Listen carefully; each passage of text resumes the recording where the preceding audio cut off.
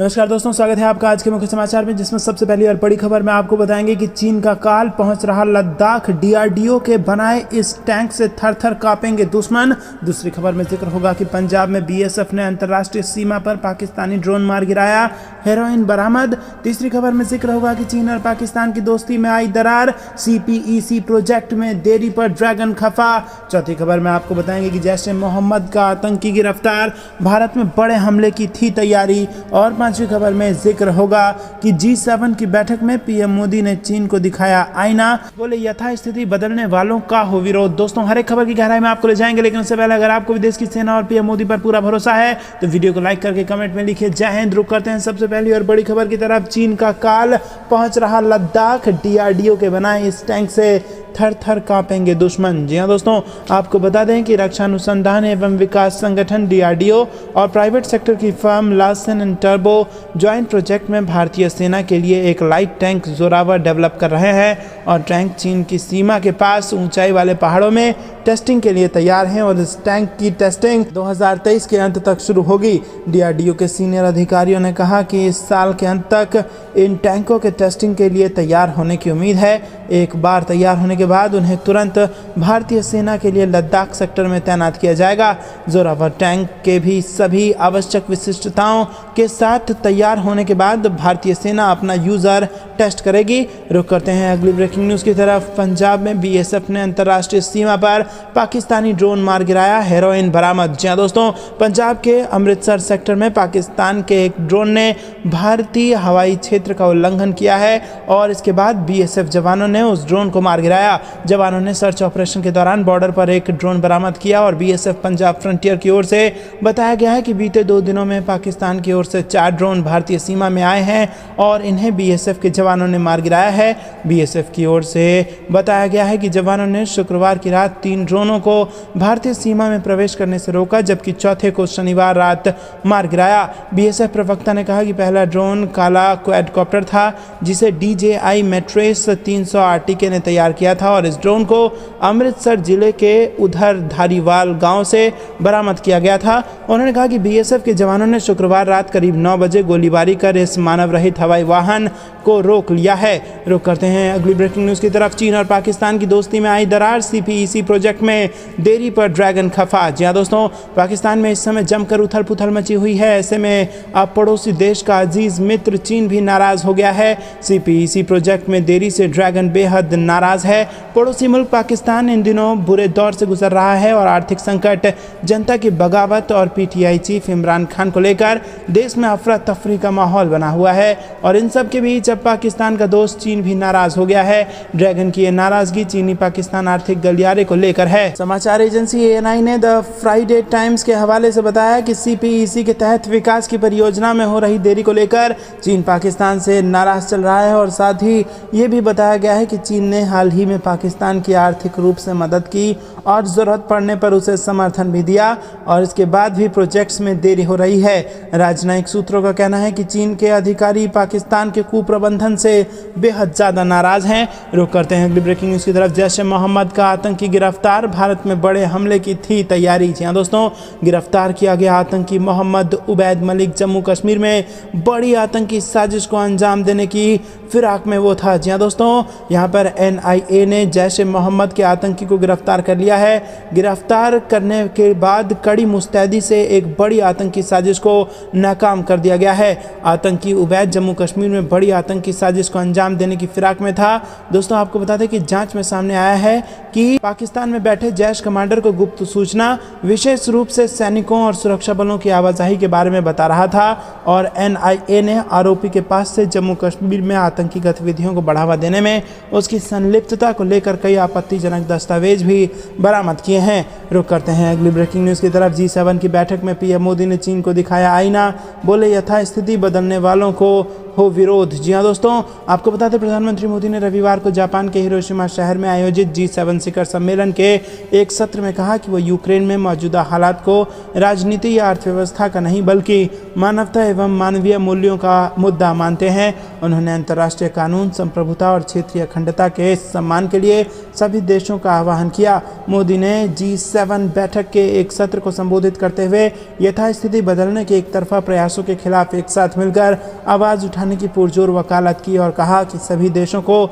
संयुक्त राष्ट्र चार्टर, अंतर्राष्ट्रीय कानून और एक दूसरे की संप्रभुता एवं क्षेत्रीय अखंडता का सम्मान करना चाहिए। रुक करते हैं ब्रेकिंग न्यूज की तरफ। पीएम मोदी ने भारत के लिए सुरक्षा का सुदर्शन चक्र बनाया, गृह मंत्री अमित शाह का बयान। जी हाँ दोस्तों, केंद्रीय गृह मंत्री अमित शाह ने गुजरात के द्वारका में national academy of coastal policing के स्थायी परिसर का शिलान्यास किया और इस मौके पर गृह मंत्री ने कहा कि मोदी सरकार ने भारतीय नौसेना, इंडियन कोस्ट गार्ड, समुद्री पुलिस, कस्टम्स और मछुआरे के साथ मिलकर सुरक्षा का एक सुदर्शन चक्र बनाया है। उन्होंने कहा कि खुले समंदर में भारतीय नौसेना के जहाज और विमानों द्वारा सुरक्षा की जाती है। मध्य स्तरीय समुद्र में भारतीय नौसेना तथा तटरक्षक बल सुरक्षा और टेरिटोरियल वाटर में BSF की वाटर विंग इसे अंजाम देता है और गांव में देशभक्त मछुआरे सूचना का माध्यम बनकर देश की सुरक्षा सुनिश्चित करते हैं। रुक करते हैं अगली ब्रेकिंग न्यूज की तरफ। योजना भवन में मिला लावारिस सोना, सतीश पूनिया ने अमित शाह को लिखी चिट्ठी। जी हाँ दोस्तों, आपको बता दें कि जयपुर स्थित योजना भवन में IT डिपार्टमेंट के बेसमेंट में 2.3 करोड़ रुपए के अलावा 1 किलो सोना भी मिला है। ये रकम 500 और 2000 के नोट में मिली है और इस मामले की जांच के लिए टीम का गठन कर दिया गया है, जबकि मुख्य विपक्षी बीजेपी जोर शोर से इस मुद्दे को उठा रही है। अब बीजेपी नेता और उपनेता प्रतिपक्ष सतीश पूनिया ने यहां पर केंद्रीय गृह मंत्री से इस मामले की जांच कराने की मांग की है। सतीश पूनिया ने गृह मंत्री अमित शाह को शनिवार को एक चिट्ठी लिखी है और इस चिट्ठी में उन्होंने मांग की है कि मामले की जांच केंद्रीय एजेंसी से कराई जाए। बता दें कि शुक्रवार को पुलिस कमिश्नर आनंद श्रीवास्तव देर शाम प्रेस कॉन्फ्रेंस उन्होंने की और इस दौरान उन्होंने पत्रकारों को बताया कि योजना भवन में आयकर विभाग के बेसमेंट में रखी 2 अलमारियों को खोलने की कोशिश की जा रही थी और जब इसे खोला गया तो इसमें एक लैपटॉप बैग और इसी के साथ ट्रॉली वाला सूटकेस दिखा है और इसे जब खोला तो टीम हैरान रह गई क्योंकि उसमें कैश भरा हुआ था और इसकी जानकारी तुरंत पुलिस को दे दी गई। कमिश्नर ने बताया कि पुलिस भी मौके पर पहुंची और ट्रॉली में रखे नोट की गिनती की गई तो वो कुल 2,31,49,000 थे। इसके साथ 1 किलो गोल्ड बिस्कुट मिला है और इसकी जांच के लिए एक विशेष टीम गठित की गई है जो अब ये जांच करेगी कि ये पैसा किसका था। ये अलमारी लंबे समय से बंद थी जिसे शुक्रवार को 3-4 बजे के आसपास खोला गया है और लैपटॉप बैग और ट्रॉली वाले सूटकेस से ये रकम बरामद हुई है। रुक करते हैं अगली ब्रेकिंग न्यूज़ की तरफ। अगले 5 दिनों तक होगी झमाझम बारिश, यूपी दिल्ली के लिए जारी की गई ये चेतावनी। जी हाँ दोस्तों, उत्तर भारत के राज्यों में इन दिनों भीषण गर्मी पड़ रही है और इसके अलावा मध्य भारत, दक्षिण भारत में भी तापमान लोगों को झुलसा रहा है। ज़्यादातर जगह अधिकतम तापमान 40 डिग्री से अधिक जा चुका है और इस बीच भीषण गर्मी से राहत मिलने वाली है। मौसम विभाग ने कई जगह अगले 5 दिनों तक बारिश होने की संभावना जताई है। वहीं उत्तर पश्चिम भारत के राज्यों में 23 से 25 मई के बीच झमाझम बरसात का अलर्ट है। मौसम विभाग ने बताया कि पश्चिमी राजस्थान, दक्षिणी हरियाणा, दक्षिणी उत्तर प्रदेश, गंगीय पश्चिम बंगाल में 21-22 मई और झारखंड में 22 मई को हीट वेव की स्थिति बनी रहेगी। वहीं नॉर्थ ईस्ट राज्यों की बात करें तो असम और मेघालय में अगले 3 दिनों तक हल्की से मध्यम बारिश होने वाली है। इसके अलावा 21 से 25 मई 5 दिनों तक असम, मेघालय में बारिश जारी रहेगी। रुक करते हैं अगली ब्रेकिंग न्यूज़ की तरफ। भाजपा के नेताओं ने योजना भवन में मिले करोड़ों रुपए पर गहलोत को घेरा और उठाया बड़ा सवाल। जी हाँ दोस्तों, भाजपा विधायक वासुदेव देवनानी ने कहा है कि राज्य की कांग्रेस सरकार आकंठ भ्रष्टाचार में डूबी हुई है। देवनानी ने कहा कि जहां से मुख्यमंत्री प्रदेश का शासन चलाते हो वहां उनकी नाक के नीचे करोड़ों नगद और सोना बरामद हो जाए तो ये प्रदेश में भ्रष्टाचार का चरम सीमा का ही प्रमाण है। वहीं दोस्तों, भाजपा विधायक वासुदेव देवनानी ने कहा है कि राज्य की कांग्रेस सरकार आकंठ भ्रष्टाचार में डूबी हुई है। दोस्तों, भाजपा के राष्ट्रीय प्रवक्ता और जयपुर ग्रामीण सांसद राज्यवर्धन राठौर ने कहा है कि गहलोत सरकार ने राजस्थान को अराजक स्थान, तालिबानिस स्थान, अत्याचारित स्थान और पेपर लीकेज स्थान सहित कई हिस्सों में बांट दिया है और ये गहलोत सरकार नहीं, गृह लूट सरकार है। रुक करते हैं अगली ब्रेकिंग न्यूज़ की तरफ। कश्मीर में मीटिंग का चीन ने किया विरोध, भारत ने दिखाया आईना, जवाब से बोलती बंद। जी हाँ दोस्तों, जम्मू कश्मीर में G20 टूरिज्म वर्किंग ग्रुप की मीटिंग का चीन की ओर से विरोध करने पर भारत ने कड़ी प्रतिक्रिया दी है। भारतीय विदेश मंत्रालय की ओर से कहा गया है कि वो अपने क्षेत्र में बैठक करने के लिए स्वतंत्र है और इसके अलावा पड़ोसी देश के साथ सामान्य संबंधों के लिए सीमा पर अमन चैन जरूरी है। इससे पहले शुक्रवार को चीन ने कहा था कि वो कश्मीर में अलग सप्ताह होने वाली G20 पर्यटन कार्य समूह की बैठक में शामिल नहीं होगा। और दोस्तों आपको बता दें कि बीजिंग की ओर से कहा गया कि वो इस तरह की मीटिंग का विवादित क्षेत्र में आयोजन का दृढ़ता से विरोध करता है। दोस्तों यहाँ पर आपको बता दें कि कश्मीर में मीटिंग है तो इससे चीन को मिर्ची लग गई है, तो भारत ने भी चीन को यहाँ पर आईना दिखा दिया है और चीन की बोलती बंद कर दी है। भारतीय विदेश मंत्रालय ने पाकिस्तान और चीन की टिप्पणियों पर कहा कि हमने इस तरह के बयानों को हमेशा ही खारिज किया है। साथ ही इस मामले के संबंधित सभी पक्ष हमारी स्थिति से अच्छी तरह वाकिफ हैं। केंद्र शासित प्रदेश जम्मू कश्मीर और केंद्र शासित प्रदेश लद्दाख भारत के अविभाज्य हिस्से हैं और हमेशा रहेंगे। किसी भी दूसरे देश का इस पर कमेंट करना ठीक नहीं है। रुक करते हैं अगली ब्रेकिंग न्यूज़ की तरफ। इंडो पैसिफिक क्षेत्र में सुरक्षा पर हम एक मत, क्वाड की बैठक में बोले पीएम मोदी। जी हाँ दोस्तों, भारत के प्रधानमंत्री नरेंद्र मोदी G7 समिट में शामिल होने के लिए जापान के हिरोशिमा पहुंचे हैं और इस दौरान पीएम मोदी ने हिरोशिमा में क्वाड देशों के राष्ट्राध्यक्षों के साथ मुलाकात की है। पीएम मोदी ने इस बैठक के दौरान वैश्विक चुनौतियों पर क्वाड देशों के राष्ट्राध्यक्षों के साथ चर्चा की और कहा कि आज मित्रों के बीच इस क्वाड समिट में हिस्सा लेते हुए मुझे खुशी हो रही है। क्वाड समूह इंडो पैसिफिक में शांति, स्थिरता और समृद्धि सुनिश्चित करने के लिए एक महत्वपूर्ण मंच है। इसमें कोई संदेह नहीं है कि इंडो पैसिफिक व्यापार, इनोवेशन और विकास का इंजन है। प्रधानमंत्री नरेंद्र मोदी ने कहा कि हम एकमत हैं कि इंडो पैसिफिक की सुरक्षा और सफलता केवल इस क्षेत्र के लिए ही नहीं बल्कि विश्व के लिए महत्वपूर्ण है।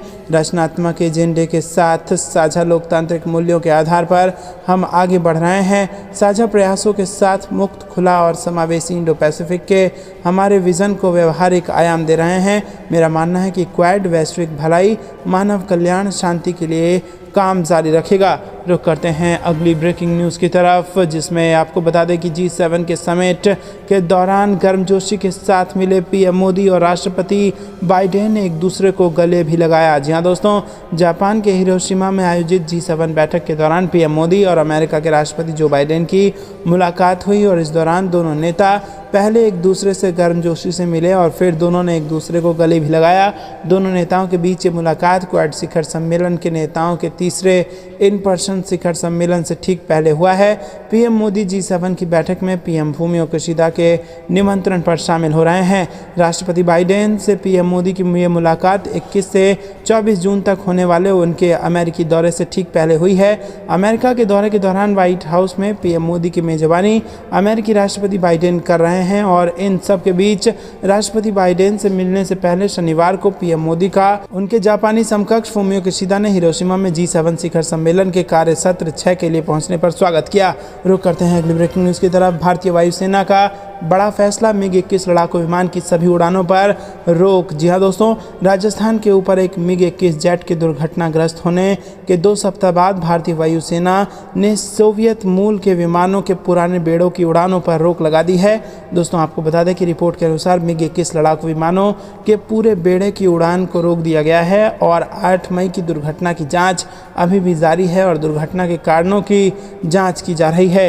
रुक करते हैं अगली ब्रेकिंग न्यूज़ की तरफ। दुनिया भर में फिर बजा पीएम मोदी का डंका, ग्लोबल लीडर अप्रूवल रेटिंग में इन सुपर पावर्स को पछाड़ा। जी हाँ दोस्तों, आपको बता दें कि ग्लोबल लीडर अप्रूवल रेटिंग में इस बार भी प्रधानमंत्री नरेंद्र मोदी को टॉप पर जगह मिली है। अमेरिका स्थित कंसल्टिंग फर्म मॉर्निंग कंसल्ट के एक सर्वे के अनुसार 78% रेटिंग के साथ पीएम मोदी को दुनिया के सबसे लोकप्रिय नेता माना गया है और इस सर्वे में अमेरिकी राष्ट्रपति जो बाइडेन 6ठे और ब्रिटेन के प्रधानमंत्री ऋषि सुनक 10वें नंबर पर हैं और इस रेटिंग में 100% लोगों में से 4% ने उनके बारे में कोई राय जाहिर नहीं की है, तो उन्हें 17% लोगों ने डिसअप्रूवल यानी नामंजूरी दी है और लेकिन 78% लोगों की पहली पसंद पीएम मोदी बने और उनके बाद दूसरे नंबर पर 62% के साथ स्विस राष्ट्रपति एलन बेरसेट हैं, तो तीसरे नंबर पर मैक्सिको के राष्ट्रपति हैं। रुक करते हैं अगली ब्रेकिंग न्यूज़ की तरफ। पूंछ नियंत्रण रेखा पर मारा गया घुसपैठिया, G20 G20 बैठक को लेकर IBLOC पर हाई अलर्ट। जी हाँ दोस्तों, जम्मू कश्मीर के पुंछ नियंत्रण रेखा पर सीमा पार से घुसपैठ कर भारतीय इलाकों में आए घुसपैठियों को जवानों ने मार गिराया है और इसके पास से कई चीज़ें बरामद की गई हैं। कश्मीर में G20 की बैठक को देखते हुए अंतर्राष्ट्रीय सीमा और नियंत्रण रेखा पर हाई अलर्ट घोषित किया गया है। शनिवार सुबह पूंछ के मेढर LOC पर जवानों से कुछ हलचल देखी और इसके बाद उन्होंने सर्च ऑपरेशन चलाया। इस बीच जवानों को कुछ घुसपैठियों के अपने क्षेत्र में आने की आहट मिली। जवाबी कार्रवाई के दौरान एक घुसपैठिया मारा गया। रुक करते हैं अगली ब्रेकिंग न्यूज़ की तरफ। ड्रैगन की बढ़ेगी टेंशन, चीन के खिलाफ एक साथ आर्थिक मोर्चों पर काम करने को राजी हो गए हैं G7 के सदस्य देश। जी हाँ दोस्तों, जापान में अभी G7 की मीटिंग चल रही है और इस दौरान G7 समूह के प्रमुख आए हुए हैं और इस दौरान G7 प्रमुख सदस्य देश अमेरिका के अधिकारी ने कहा है कि G7 शनिवार को आर्थिक स्थिति से मुकाबला करने के लिए कॉमन टूल का इस्तेमाल करने पर सहमत हुआ है। रुक करते हैं अगली ब्रेकिंग न्यूज़ की तरफ। मेरी जान को खतरा है, बचा लो। पूर्व PM इमरान खान का ऑडियो हुआ लीक और अमेरिकी सांसद के आगे गिड़गिड़ाए। जी हाँ दोस्तों, आपको बता दें कि पाकिस्तान में जारी राजनीतिक आर्थिक संकट के बीच पूर्व PM इमरान खान का एक वीडियो लीक हो गया है और इस वीडियो ऑडियो से पाकिस्तान की सियासत और वहाँ की मीडिया से लेकर अमेरिका तक हलचल है। असल में इस ऑडियो में PTI चीफ एक अमेरिकी महिला सांसद से बात कर रहे हैं और बिल्कुल गिड़गिड़ाते हुए मदद की भीख मांग रहे हैं। इस ऑडियो में दूसरी ओर अमेरिकी कांग्रेस सदस्य मैक्सिन मूर वाटर्स हैं, जिनसे खान अपील कर रहे हैं कि वो उन्हें सहयोग दें और उनके समर्थन में खड़ी हों। और इस लीक हुए ऑडियो की चर्चा इसलिए भी है क्योंकि इमरान खान की रंग बदलने वाली छवि को सामने ये रखता है और ऐसी बातें बीते साल के उनके रवैयों को लेकर कही जा रही है। रुक करते हैं अगली ब्रेकिंग न्यूज़ की तरफ। गूगल के खिलाफ एक्शन के मूड में भारत सरकार, लग सकता है करोड़ों का जुर्माना। पोजीशन के गलत इस्तेमाल का है आरोप। जी हाँ दोस्तों, आपको बता दें कि भारत सरकार गूगल के खिलाफ एक्शन लेने की प्लानिंग कर रही है। गूगल पर आरोप है कि उसने बाजार में अपनी मजबूत पोजीशन का गलत फायदा उठाया है। इलेक्ट्रॉनिक्स एवं सूचना प्रौद्योगिकी राज्य मंत्री राजीव चंद्रशेखर एक समाचार एजेंसी को बताया कि भारत सरकार ने पिछले साल एक एंटी ट्रस्ट वॉचडॉग के बाद अल्फाबेट के गूगल के खिलाफ कार्रवाई करने की योजना बनाई है।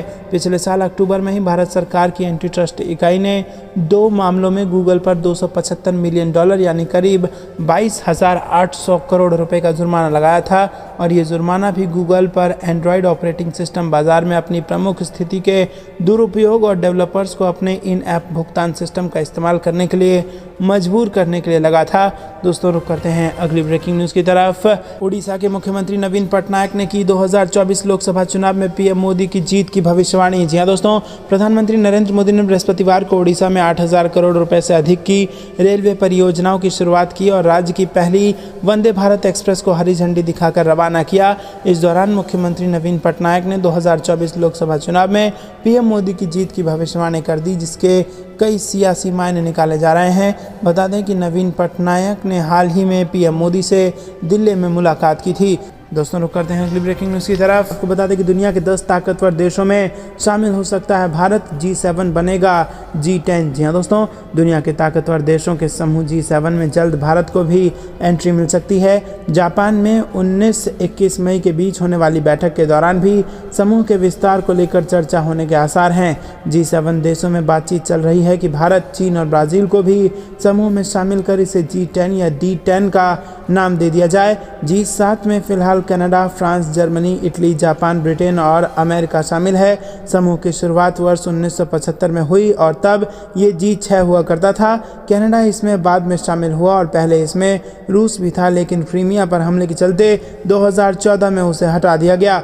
मौजूदा G7 समूह दुनिया की 45% अर्थव्यवस्था मगर सिर्फ 10% आबादी को कवर करता है, लेकिन इसके विस्तार की जरूरत महसूस की गई। रुक करते हैं अगली ब्रेकिंग न्यूज़ की तरफ। इमरान खान के घर से भागते हुए 6 आतंकी गिरफ्तार। लाहौर पुलिस ने कहा अब तक 14 आतंकियों को पकड़ा। जी हाँ दोस्तों, पाकिस्तान के पूर्व प्रधानमंत्री की परेशानियां खत्म होने का नाम नहीं ले रही हैं। शुक्रवार को लाहौर पुलिस ने इमरान खान के घर से 6 और आतंकवादियों को गिरफ्तार किया है।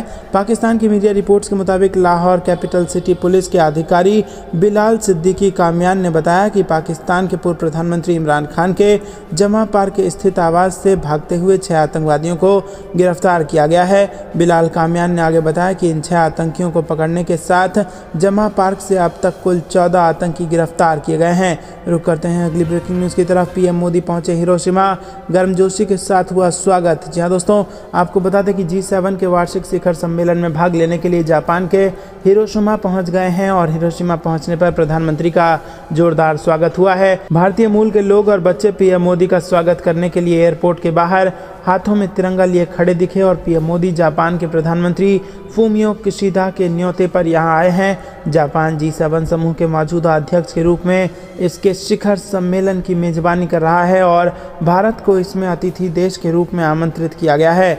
वहीं दोस्तों, आपको बता दें कि पीएम मोदी हिरोशिमा के यूक्रेन के राष्ट्रपति जेलेंस्की से भी मुलाकात कर सकते हैं।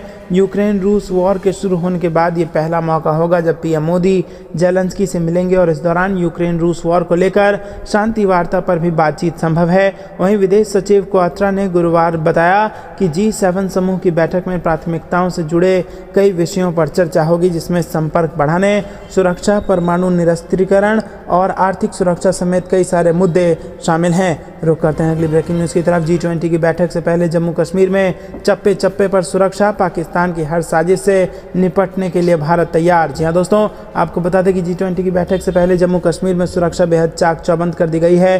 श्रीनगर में 22 से 25 मई तक ये बैठक होनी है और उससे पहले लगातार पाकिस्तान की साजिश का खुलासा हो रहा है और इसीलिए सुरक्षा में मार्कोस कमांडो भी तैनात किए गए हैं। चप्पे चप्पे पर निगरानी है। जम्मू में सुरक्षा के पुख्ता इंतजाम किए गए हैं, जहां G20 बैठक से पहले आतंकियों की हर नापाक साजिश को नाकाम करने के लिए सुरक्षा के व्यापक इंतजाम किए गए हैं, बल्कि आसमान से भी आतंकियों की हर साजिश पर नज़र रखने के लिए ड्रोन का सहारा भी लिया जा रहा है। वहीं G20 की बैठक से पहले सुरक्षा बलों को घाटी में लगातार इनपुट्स मिल रहे हैं और पाकिस्तान की साजिश है कि G20 बैठक से पहले पाकिस्तान जम्मू कश्मीर में किसी बड़ी वारदात को अंजाम देकर विश्व पटल पर यहाँ शांति और अस्थिरता दिखाने का प्रयास कर सकता है। सुरक्षा बलों को ये भी इनपुट मिले हैं कि पाकिस्तानी ड्रोन के जरिए जम्मू में हथियारों की ड्रॉपिंग या किसी हमले को अंजाम दिया जा सकता है, जिसके बाद जम्मू में न केवल सड़क पर बल्कि हवा में भी सुरक्षा का पहरा कड़ा कर दिया गया है।